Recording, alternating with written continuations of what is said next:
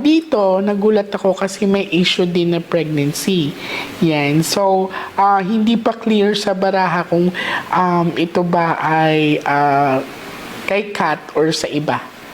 Yan. So, titingnan natin. And eto, talagang gumagawa pa rin ng paraan si Daniel, yan, na maayos ang lahat, no?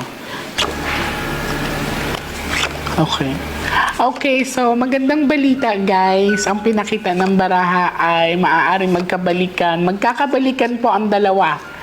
Ayan, magkakabalikan po talaga ang dalawa, no? Sa pinapakita ng baraha ay ito ang tinatawag. Ang naging issue din kasi dito ay isa sa maging issue is yung maaring pagpapakasal or yung having a baby. Yan sa pinakita ng baraha. So, na-pressure ang bawat isa.